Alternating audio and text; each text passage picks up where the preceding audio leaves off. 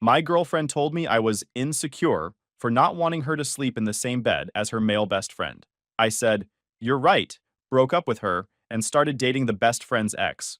All right, Reddit, buckle up because this one's a doozy. My ex-girlfriend genuinely thought I was the problem for not wanting her to share a bed with another dude, called me insecure, controlling, and jealous. So I agreed with her, packed my stuff, and somehow ended up dating the one person who could expose exactly how full of garbage she was. Life's funny that way.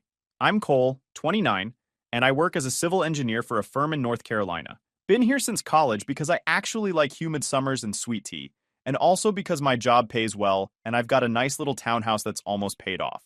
Nothing flashy, but it's mine. Got a truck that runs, a dog named Bruno, who thinks he's a lapdog despite being 80 pounds. And until about 8 months ago, I had a girlfriend named Megan, who I thought was the love of my life. Spoiler alert, she wasn't. My job's pretty straightforward. I design drainage systems, review construction plans, and make sure buildings don't collapse because someone wanted to save money on foundation work. Not glamorous, but it pays well, and I'm good at it. My boss keeps hinting about a promotion to senior engineer, which would mean more money and less time in the field dealing with contractors who think they know more than the guy with the actual degree. The townhouse was a steal. Previous owner had to relocate fast for work and practically gave it away. 2 bedrooms, small backyard perfect for Bruno, garage where I keep my workout equipment and tools. I've been slowly upgrading things over the years. New kitchen counters, hardwood floors in the living room, built-in shelves in the office. The kind of stuff that makes you feel like an actual adult instead of a guy pretending to have his life together. Bruno came into my life about 4 years ago when my sister's friend found him wandering the streets looking like he hadn't eaten in weeks. She couldn't keep him in her apartment, so I volunteered temporarily. Temporary turned into permanent the moment that dog curled up on my feet and fell asleep. He's been my shadow ever since, following me from room to room, like he's afraid I'll disappear if he looks away too long. Let me paint you a picture of how this whole disaster started. Megan and I met at a friend's wedding 3 years ago. She was a bridesmaid, I was one of the groomsmen, and we spent the entire reception talking in the corner while everyone else did the electric slide. She was a dental hygienist, had this infectious laugh, and seemed genuinely impressed that I owned furniture that didn't come from a college dorm room clearance sale. The wedding was for my college roommate Brad and his now wife Michelle.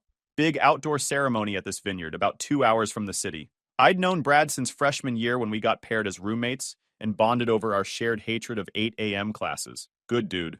Terrible taste in music, but good dude. Megan was Michelle's coworker. They worked at the same dental practice downtown, and Michelle had asked her to be a bridesmaid because they'd gotten close over the years. I noticed her during the ceremony, mostly because she kept making faces at Michelle to try to make her laugh during the vows. Seemed like someone with a sense of humor. Reception rolled around and somehow we ended up at the same table. Started talking about random stuff. Favorite movies, worst first dates, whether pineapple belongs on pizza. She had this way of making everything feel easy, like we'd known each other for years instead of hours. By the time the DJ started playing Bruno Mars, I'd already asked for her number and she'd already given it. We started dating immediately after that wedding. Things moved fast, but it felt right, you know? First date was coffee that turned into dinner, that turned into walking around downtown until midnight, because neither of us wanted the night to end. Second date was a hiking trip with Bruno, and she didn't complain once about the mud or the bugs. Third date she came over and we made dinner together, while Bruno watched hopefully from his spot in the corner. Within 6 months, she basically lived at my place, even though she kept her apartment for appearances, because her parents were traditional. Whatever, I didn't mind. I liked having her around. Bruno liked her too, which in my book was the ultimate seal of approval. That dog has excellent judgment about people. Usually. Her apartment was this tiny studio near downtown where she worked. Barely room for a bed and a couch, no room for a dog, and definitely no room for 2 people to live comfortably. She started spending more and more nights at my place until the studio was basically just a storage unit she paid rent on. Made more sense for her to just be at my townhouse, where there was actual space to breathe. For almost 3 years, things were solid. We talked about getting married, having kids, the whole 9 yards. I even started looking at rings around our 2-year anniversary, though I never pulled the trigger because something always felt slightly off. Nothing I could pinpoint, just this gut feeling that I kept ignoring because everything looked perfect on paper. Her parents loved me. Her dad Frank was this gruff contractor who'd built half the houses in their neighborhood, and he respected that I worked with my hands even if mine was more design than labor. Her mom, Patricia, treated me like a son, always making extra food when we visited, and asking about my job like she actually cared about drainage calculation. They kept dropping hints about wedding dates and grandkids, and Megan would laugh and say we were taking things slow. My parents felt the same way about Megan. My mom thought she was delightful, always commented on how polite and put together she was. My dad liked that she actually talked to him about sports instead of just nodding politely like previous girlfriends had done. My sister thought she was a little too perfect, but kept that opinion mostly to herself until later. Then came Damon. Damon was Megan's best friend from high school. They'd grown up on the same street, went to prom as friends, stayed in touch through college even though he moved to Atlanta for some finance job. According to Megan, they were like siblings, purely platonic.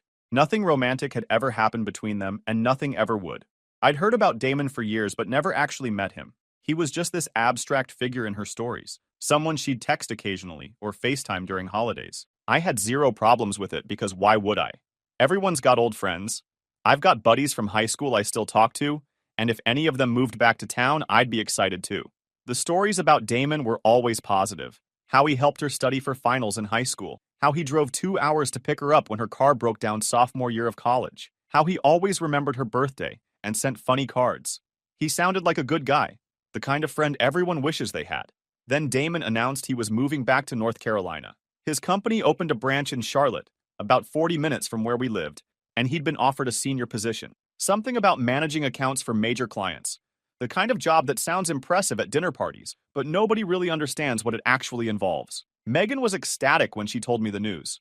Like bouncing off the walls excited, talking about how they could finally hang out again like the old days. She called me at work to tell me. Couldn't even wait until I got home. Her voice was all high-pitched and happy, going on about how she'd missed him so much and how great it would be to have her best friend nearby again. I smiled and said, "That's awesome, babe." Genuinely happy for her, because I had no reason not to be. I was happy for her. Genuinely. Having your childhood best friend move back to the area seemed like a good thing. Plus, I figured I'd finally get to meet this legendary Damon character, and maybe gain a new buddy in the process. Always good to expand the friend group. The first time I met him was at some Italian restaurant Megan picked out. She'd been planning this dinner for weeks, wanting everything to be perfect for when her two favorite people finally met. I showed up in my nice jeans and a button-down, ready to make a good impression on the guy who'd been her friend longer than I'd known her. Damon rolled up 20 minutes late in a BMW that screamed mid-level finance bro trying too hard. He was about my height but thinner, wore clothes that probably cost more than my monthly truck payment, and had this way of looking at you like he was calculating your net worth and finding you lacking. His handshake was the kind where they squeezed too hard to prove something. He barely shook my hand before sliding into the booth next to Megan instead of across from her. First red flag, but I brushed it off. Old friends sit next to each other. No big deal. Dinner was weird. Every story Megan told somehow involved Damon. Every joke was an inside reference I didn't get. Every time I tried to contribute to the conversation, Damon would redirect it back to something from their shared past. I felt like a third wheel at my own girlfriend's dinner. I tried to be engaging. Asked about his job, his apartment search, his plans for the weekend. He gave me these short answers that didn't invite follow-up, then immediately turned back to Megan to tell another story about something that happened in high school. I sat there eating my pasta primavera and wondering if this was what the rest of my relationship was going to look like. But whatever. First meetings are awkward. I gave it time.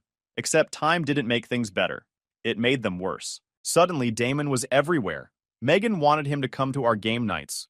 Megan wanted him to join us for Sunday brunch. Megan wanted to go help him decorate his new apartment and spent an entire Saturday there while I was at work. She'd come home talking about his amazing view and his fancy kitchen and how he was such a natural decorator. The game nights were the worst. We'd have friends over for board games and food, something we'd been doing for years. And suddenly Damon was a permanent fixture. He'd show up late, make comments about how the games we played were too basic, and spend half the night on his phone while the rest of us actually participated. But Megan would light up whenever he arrived. Like the party didn't start until he walked through the door. My buddy Travis noticed it before I wanted to admit it to myself. Pulled me aside during one of those game nights while Megan and Damon were having some private conversation in my kitchen. "Dude," Travis said with this concerned look, "you seeing what I'm seeing?" I shrugged. "They're just catching up. Old friends." Travis gave me the look, the one that says I'm being an idiot, but he's too polite to say it directly. "Sure, man. Whatever you say." The real problem started about 2 months after Damon moved back. Megan came home one Thursday night and casually mentioned that she and Damon were planning a weekend trip to Asheville together, just the two of them, to check out some music festival. I looked up from the pasta I was making. "Excuse me, what?" She looked at me like I'd asked her to explain basic math. It's just a weekend trip, Cole. We used to do this kind of stuff all the time in high school. You're being weird about it. I wasn't being weird about it. I was being a normal person who found it strange that his girlfriend wanted to spend a weekend alone with another guy. But apparently, that made me insecure. I asked if I could come along. Suddenly, there weren't enough tickets. I asked if her friend Rachel wanted to go and make it a group thing. Megan said that would be awkward because Rachel didn't know Damon that well. Every solution I offered got shot down with some excuse that didn't quite make sense. The excuses were creative. I'll give her that. The hotel only had one room left. Damon's car only seats two comfortably for long trips. The festival was sold out except for the two tickets they'd already bought. It was like she'd anticipated every possible objection and preloaded a response. Fine. I decided to trust her. She went to Asheville, sent me a few pictures, came back Sunday night acting totally normal. I asked how it went, and she said it was fun, and that was pretty much the end of the discussion. The pictures were mostly of scenery, mountains, the music stage from a distance, one selfie of her and Damon at a coffee shop that I stared at way longer than I should have, trying to read something into the way they were standing. I told myself I was being paranoid. She'd never given me a reason not to trust her, but something had shifted. I couldn't put my finger on it, but she seemed different after that trip. More distant, more attached to her phone, more likely to step outside to take calls that were supposedly from work. The texts that used to be out in the open were now angled away from me, like she didn't want me seeing the screen. Small things started adding up. She stopped leaving her phone on the counter when she showered. She changed her password and claimed it was for security. She got defensive when I asked casual questions about her day. Every conversation felt like there was a subtext I wasn't supposed to notice. Then the sleeping arrangement conversation happened. Megan's parents were renewing their vows for their 30th anniversary. Big party, whole family coming in from out of state. They'd rented this lodge up in the mountains that could sleep like 30 people. Megan was obviously invited, and so was I, as her long-term boyfriend, who her parents actually liked. She'd been talking about this event for months. How meaningful it was that her parents were still together, after 30 years. How she hoped we'd do something similar someday. How important it was that I be there to meet all her extended family and show them we were serious. When we were going over the sleeping arrangements, Megan mentioned casually that she'd be sharing a room with Damon. I literally stopped mid-sentence. Come again? She explained it like I was a child. The lodge had limited rooms. Family members got priority. Since Damon was basically family and I was technically not a blood relative, it made more sense for her and Damon to share a room while I bunked with her cousin Brandon. Her tone was so matter-of-fact, like she was explaining why water is wet. Just basic logic that any reasonable person would understand and accept without question. The sky is blue, grass is green, and obviously your girlfriend should share a bed with another man at family events. I just stared at her. You want to share a bed with another man while I sleep in a different room. It's not a big deal, Cole. It's Damon. He's like my brother. We've shared beds plenty of times growing up. You're being really insecure about this. There it was. The magic word. Insecure. The word hung in the air between us like a challenge, like she'd played a trump card that was supposed to end the discussion. How dare you have feelings about this situation that make me uncomfortable? The real problem here is your emotions, not my actions. I took a breath, tried to be calm, tried to be rational. I explained that I wasn't comfortable with that arrangement. That, as her boyfriend of nearly 3 years, I thought it was reasonable to expect we'd share a room at a family event. That asking to not have your girlfriend sleep in the same bed as another man wasn't controlling or jealous. It was basic relationship boundary. I kept my voice steady. Didn't raise it, didn't accuse, just stated facts. This makes me uncomfortable. I would like us to share a room. This is a reasonable request from someone in a committed relationship. She exploded, accused me of not trusting her, said I was trying to isolate her from her friends, called me possessive and controlling, and said she was tired of walking on eggshells around my fragile masculinity. All because I didn't want her sharing a bed with Damon. The transformation was instant. 1 second she was my girlfriend explaining sleeping arrangements, the next she was a stranger screaming at me about what a terrible person I was. Every perceived slight from our entire relationship came pouring out like she'd been keeping a list. The time I asked who she was texting. The time I suggested maybe she spent too much time with Damon. The time I looked at her phone and she caught me. I let her rant for a good 5 minutes. Just stood there with my arms crossed while she unloaded every accusation she could think of. When she finally ran out of steam and stood there breathing heavily with tears in her eyes, I said the only thing that made sense in that moment. You're right. I am insecure. I'm so insecure that I don't want to be in a relationship where my girlfriend thinks sleeping with another man is normal. So let's fix that. She looked confused. Fix what? This. Us. I'm done. The words came out calm and clear. No anger, no emotion, just a decision I'd apparently already made somewhere in the back of my mind while she was screaming at me. The switch had flipped. I was no longer trying to salvage anything. I was just stating facts. She literally laughed. You're breaking up with me because I want to share a room with my best friend? I'm breaking up with you because you think I'm the problem for having a problem with that. You've been putting Damon first for months and I've been making excuses for it. But this is where I draw the line. What followed was about an hour of her cycling through every manipulation tactic in the book. She cried. She apologized. She said she'd tell her parents we needed our own room. She accused me of overreacting.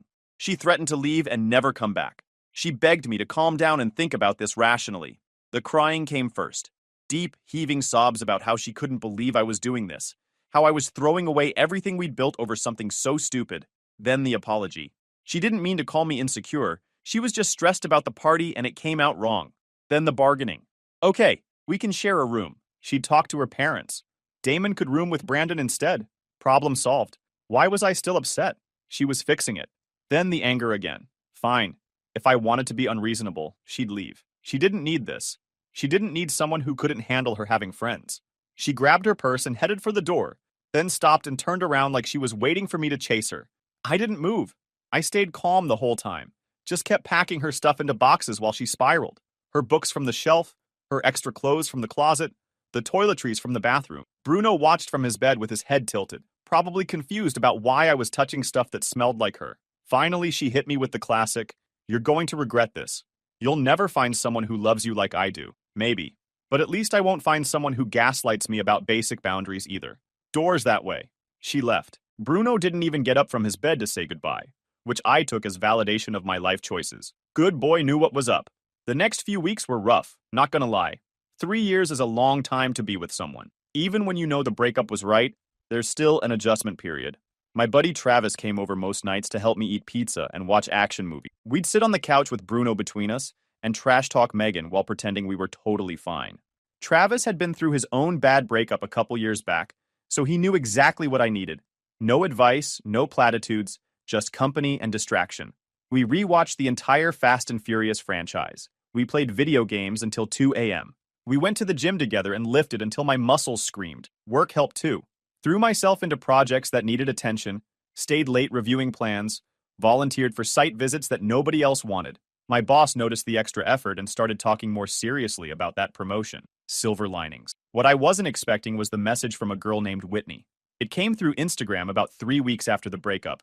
I didn't recognize the name at first, but when I clicked on her profile, I realized she looked vaguely familiar. Couldn't place where I'd seen her before. Brown hair, green eyes, picture of her with a golden retriever on a beach. Her message was simple. Hey, I know this is random, but I think we should talk. I used to date Damon and I have some information you might want to hear. Normally I'd ignore something like this.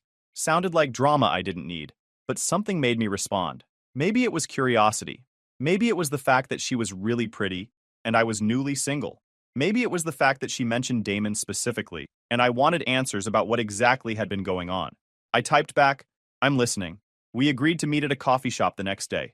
Neutral territory, public place. Just in case this was some weird setup or she turned out to be crazy. Travis thought I was nuts for going. What if she's working with them? What if it's a trap?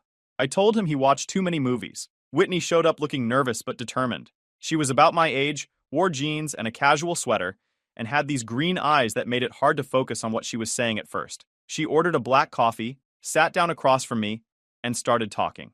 Turns out Whitney and Damon had dated for 2 years while he was in Atlanta. She'd moved there to be with him, gave up her apartment and her job in Raleigh, basically built her whole life around this guy. They'd talked about getting married. She thought they were solid. She'd been a veterinary technician in Raleigh, working at a clinic she loved with co-workers who felt like family. When Damon suggested she move to Atlanta to be with him, she'd been hesitant at first, but he'd been so convincing.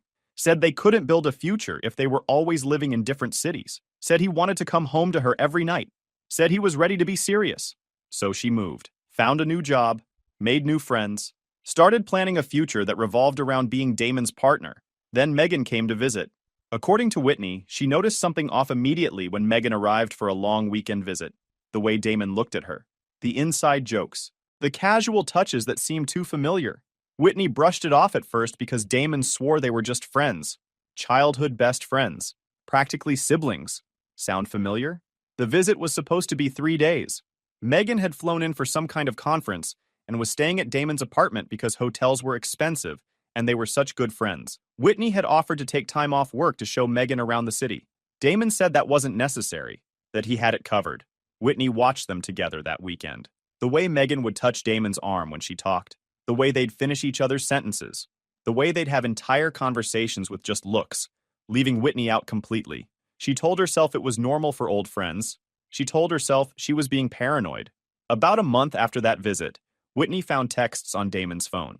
Nothing explicit, but definitely not the kind of texts you send your platonic friend. Pet names, flirty comments about missing each other, plans for when they could finally be together without anyone getting in the way. When she confronted Damon, he turned it around on her, called her crazy, said she was reading into things, accused her of being jealous and insecure, and unable to handle him having female friends. The gaslighting was textbook, Whitney said, stirring her coffee. Made me think I was the problem, that I was paranoid and possessive, that I was sabotaging our relationship with my trust issues. She believed him, apologized for going through his phone, tried to be more understanding, tried to be the cool girlfriend who didn't freak out about her boyfriend's female friends. 6 months later, Damon announced he was moving back to North Carolina, said it was for work, said it had nothing to do with Megan. Whitney offered to move with him. He said no, said they needed space, said long distance would be good for them. Whitney's voice got quiet when she talked about that part. How she'd begged him to let her come, how she'd offered to find a new job, make new friends again, start over in a new city, how he'd gotten irritated and said she was being clingy and he needed room to breathe. They broke up a week later, and she never heard from him again, until she saw on Instagram that he'd moved to Charlotte, right near where Megan lived. What a coincidence. I sat there processing all of this while my coffee went cold. Whitney was watching me with this mixture of sympathy and vindication, like she'd been waiting months to tell someone this story, and finally found someone who'd believe her. So you think they were together the whole time? I asked. Whitney shook her head. I don't think they were physical while we were dating. But emotionally? Absolutely. Megan was always his real priority. I was just keeping the seat warm until he could get back to her. That hit different, because that's exactly what I'd been to Megan. A seat warmer. A placeholder boyfriend who served a purpose until Damon could step back into the picture. 3 years of my life building toward a future that she was never actually planning to share with me. Whitney and I talked for 3 hours that day, compared timelines, matched up stories, realized that Damon and Megan had been playing a long game that neither of us saw coming. By the time we left that coffee shop, I had a pretty clear picture of what had really been going on. The timelines synced up perfectly. When Megan started acting distant, that matched when Damon started pulling away from Whitney. When Damon announced his move to Charlotte, Megan had suddenly become very interested in our future and whether I was serious about us, like she was locking me in just in case her other option fell through. But here's the thing about Whitney. She wasn't just a source of information. She was actually really cool. She was smart and funny and had this dry sense of humor that matched mine perfectly. She'd been through something similar and understood exactly why I was hurt without me having to explain it. She didn't tell me I was overreacting or being too sensitive. She just nodded and said, "Yeah, that tracks."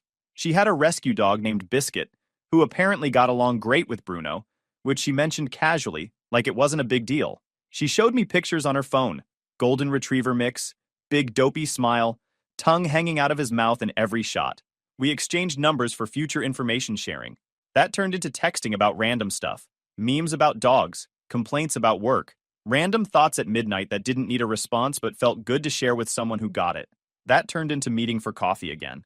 Then dinner at a taco place she liked. Then a hiking trip with both dogs where Biscuit and Bruno spent the entire time chasing each other around like idiots while we walked behind them laughing. About 2 months after that first coffee meeting, Whitney and I made it official.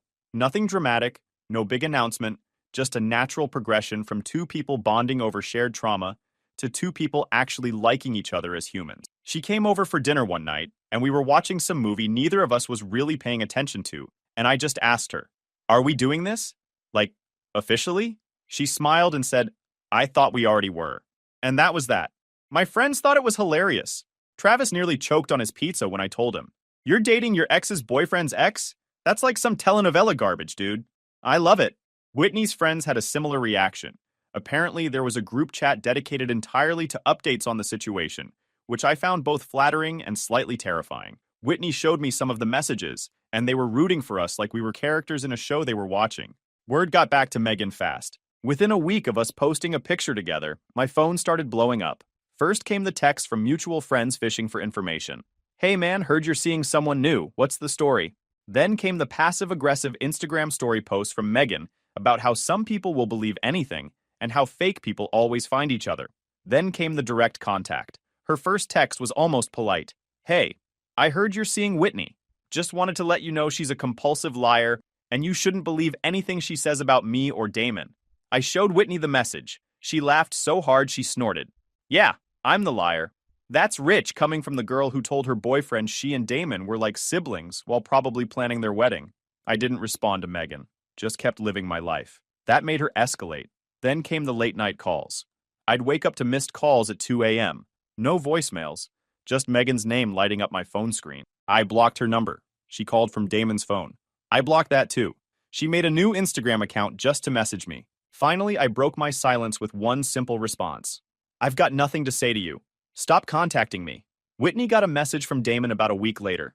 First time he'd reached out since their breakup over a year ago. The message was dripping with fake concern. Hey, just wanted to check in and make sure you're okay. I heard you're seeing Megan's ex and I'm a little worried about you. Cole can be really manipulative and I'd hate to see you get hurt. If you ever need to talk, I'm here for you. Whitney screenshotted it and sent it to me with the caption, "The audacity of this man." We laughed about it, but underneath the humor, there was something satisfying about seeing them squirm. They'd spent so long manipulating both of us, playing these games behind our backs, and now the two people they'd hurt had found each other and were actually happy. From what I heard through the grapevine, Megan and Damon's relationship wasn't going great. Turns out when you build a relationship on lies and manipulation, it's hard to trust each other. Megan was constantly worried Damon was doing to her what he did to Whitney. Damon was frustrated that Megan kept tabs on his every move. They fought constantly, broke up, and got back together multiple times, and generally made each other miserable. Mutual friends would mention it casually. Heard Megan and Damon are fighting again? Apparently, she found some texts he didn't want her to see. He says she's being paranoid. Sound familiar? Meanwhile, Whitney and I were doing great. Bruno and Biscuit became best friends, which meant most weekends involved hiking trips or beach days with two extremely happy dogs. Whitney started teaching me about animals since she worked at the vet clinic, and I'd come home with random facts about dog nutrition or how to tell if your pet is anxious. Turned out my approach to feeding Bruno was all wrong, and she helped me switch him to a better diet that had him acting like a puppy again. Her parents loved me. Drove up to meet them about 3 months in, nervous as anything, and her dad immediately wanted to show me his workshop and talk about tools for 2 hours. Her mom made enough food to feed an army and kept asking about my job like she actually cared about drainage systems. Good people. The kind who raised their daughter right, and it showed. My parents loved her. My mom kept calling her a breath of fresh air after Megan. My dad said she seemed like someone with a good head on her shoulders. My sister, who'd never really liked Megan but kept it quiet, pulled me aside and said, "This one's a keeper." Everything just clicked in a way that my relationship with Megan never had. Then came the confrontation. Whitney and I were at this local farmer's market on a Saturday morning, grabbing vegetables and walking around with our dogs, when I spotted them across the crowd. Megan and Damon, walking toward us like it was some kind of ambush. I felt Whitney tense up beside me. I put my hand on her back. It's fine. We've got nothing to hide. They approached us with this weird energy, like they couldn't decide if they wanted to fight or pretend everything was normal. Megan had lost weight and looked tired, dark circles under her eyes that makeup wasn't quite covering. Damon looked exactly the same, still with that smug expression that made me want to punch him. Cole, Whitney. Megan's voice was tight. What a coincidence. Whitney smiled sweetly. Is it though? You've been stalking Cole's location on Snapchat for months. I figured you'd show up eventually. Megan's face went red. I don't know what you're talking about. Sure you don't. Whitney turned to Damon. Hey Damon, still gaslighting women about your emotional affairs? Or did you finally admit the truth? Damon's jaw tightened. You need to move on, Whitney. This obsession isn't healthy. I actually laughed out loud at that. Obsession? She literally hadn't thought about you in months until you slid into her DMs pretending to be concerned. That was rich, by the way. Really convincing. Damon stepped forward like he wanted to get in my face. You stole my girlfriend. I didn't steal anyone. Whitney made her own choice, just like Megan made hers. Funny how that works when people actually get to make informed decisions instead of being lied to. Megan grabbed Damon's arm. Let's just go. This isn't worth it. But Damon wasn't done. He had this need to have the last word, like every insecure man who'd spent his whole life pretending to be more than he was. You two deserve each other, he said with a sneer. A paranoid liar and a controlling jerk. Perfect match. Whitney stepped forward before I could respond. Actually, we do deserve each other. We deserve people who don't manipulate and gaslight and treat their partners like placeholders. So thanks, I guess. If you two hadn't been so awful, we never would have found each other. She grabbed my hand and we walked away, leaving them standing there in the middle of the farmer's market, looking like they'd just been slapped. Bruno and Biscuit trotted alongside us like nothing had happened, more interested in the smell of fresh bread from a nearby stall. We didn't talk about it much on the drive home, just put on some music and let the dogs hang their heads out the windows while the scenery rolled by. When we got back to my place, Whitney went straight to the kitchen and started making lunch like it was any other Saturday. "You okay?" I asked from the doorway. She shrugged. "Yeah, actually. I thought that would feel worse, seeing him again. But honestly, he just looked kinda pathetic, like he's already running out of people to manipulate." I walked over and kissed her forehead. "That's because you've got better things to focus on now." She smiled. "Yeah, like figuring out whose turn it is to do dishes."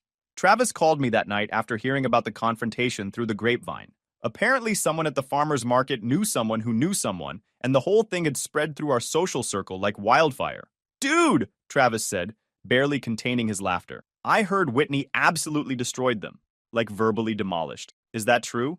"Pretty much. She handled it better than I would have." "Man, you really found a good one, didn't you?" Yeah, I did. That was about 4 months ago. Whitney and I moved in together last month, found a place with a big backyard for the dogs and enough space for both of us to have our own areas. She turned the spare bedroom into a craft room for her jewelry-making hobby. I set up a home office where I can work remotely on days when I don't need to be at job sites. We talk about the future sometimes. Marriage, kids, the whole thing. The moving process was actually pretty smooth. We found this 3-bedroom ranch on the edge of town with a fenced yard that made both dogs lose their minds with excitement. First day we moved in, Bruno and Biscuit spent 3 hours doing laps around the property like they'd won the lottery. Whitney and I sat on the back porch with boxes still piled up in the kitchen, watching them run and laughing about how absurd our situation was. Her parents drove down to help us move. Her dad spent the whole weekend making sure everything was level and properly installed while her mom organized our kitchen cabinets better than we ever could have done ourselves. My parents came the following weekend with a housewarming gift and my mom's famous lasagna. Everyone got along. Everyone was happy. It felt like the start of something real. About 2 months ago, Megan and Damon finally broke up for good. Apparently, Megan caught him texting another girl, some old friend from college who he swore was just a friend. She finally experienced what Whitney and I had been trying to tell her all along. She tried reaching out to me one more time after the breakup, a long message about how she finally understood what she'd lost.